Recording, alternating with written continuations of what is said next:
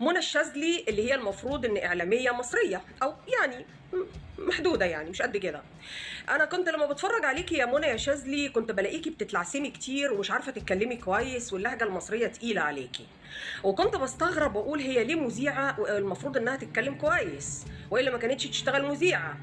عرفت السر لما عرفت ان انت مغربيه مش مصريه، لما عرفت ان انت اصلك مغربي يا منى يا شاذلي مش مصريه. الاخت منى الشاذلي جايبه واحد مغربي مقعداه في القناه وشركت مصر كلها، طلعت مصر كلها مغربيه.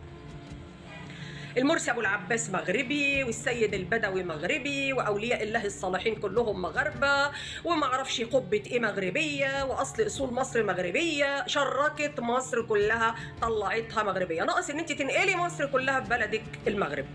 طيب لما انت عندك ولاء يا منى يا شاذلي لبلدك الاصليه اللي هي المغرب، قعدنا هنا ليه؟ خدتي الجنسيه المصريه ليه؟ اسحبوا منها يا جماعه، دول المجنسين الهكسوس اللي واخدين الجنسيه المصريه دي عمرها ما تتكلم على حاجه كويسه لصالح مصر. هتلاقوها برضو بتتكلم عن المغرب، والمغرب بقى هي اللي عملت مصر. ما اكتفتش بكده وجابت المجنسه هند صبري التونسيه اللي زيها، ما هي بقى من مغربيه لتونسيه يا قلبي لا تحزن، وبنديهم الجنسيه المصريه. طبعا انتوا عارفين مين التونسيه هند صبري اللي بتدعم قافله الرسوب الصمود الارهابيه، واللي بتقول انا مش مصريه. مين يا جماعه اللي قال لكم انا مصريه؟ انا تونسيه بقى، تونسيه مش مصريه. اسحبوا منها الجنسيه. بنطالب بسحب الجنسيه عن منى الشاذلي المغربيه وعن هند صبري التونسيه. الاتنين دول اللي بيلمعهم مين بقى؟ الجزمتين دول اللي بيلمعهم مين؟ النطع الكبير السوري اللي اسمه أحمد الطاهري بتاع قناة القاهرة الإخبارية، واللي موجودة على أرض مصر وبتدعيم مصري.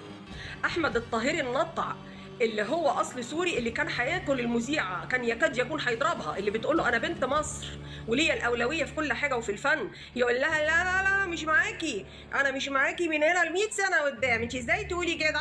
من إمتى كان في مصر وسوريا فارق؟ عبد السلام النابلسي أنت كنتي تعرفي أصله منين؟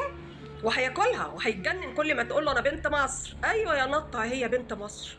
ايوه يا نطع، انت ما بتلمعش يا احمد يا طاهري يا بتاع قناه القاهره الاخباريه وانت على ارض مصر، ما بتلمعش الا الانطاع اللي زيك، ما بتلمعش الا الجزم المجنسه اللي زيك.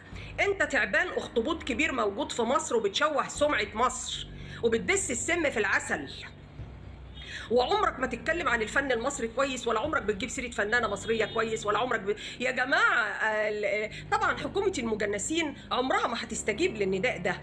انا بناشد الدوله المصريه لو سمحتي، المسؤولين عن الجنسيه والهجره والجوازات في منهم اخطبوط قاعد ابليس عمال يجنس الاشكال دي ويديهم ويوزع عليهم الجوازات المصريه والجنسيه المصريه. بنطالب بعزل البني ادم ده من منصبه فورا، وعزل جميع المجنسين من مناصبهم فورا، لانهم هيتعزلوا.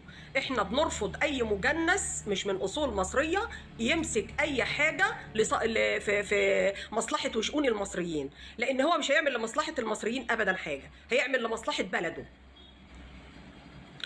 فاحنا بنطالب بسحب الجنسيه المصريه من احمد الطاهري وعزله من منصبه، لان هو بيسيء للفن المصري وبيشوه سمعه الفن المصري، عمره ما بيتكلم عن الفن المصري.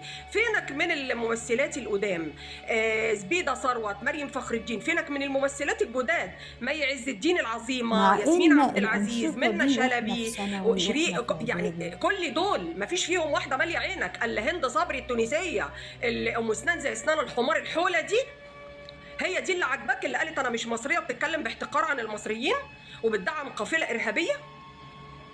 انا قلت يا جماعه ان حذاري من الممثلات اللي بيجوا يدعوا الفن هنا من بلاد تانية. وقلت قبل كده ان رأي ابراهيم الممثله القديمه اللي جت قتلت عالمه الذره كانت جايه من الصهاينه، وجت وسكنت في مصر وقالت انا فنانه وعايزه اتعلم الفن وعلموني الفن، وهي جايه مجنده. نفس النظام هند صبري بتدعم قافله الصمود اللي هي ارهابيه.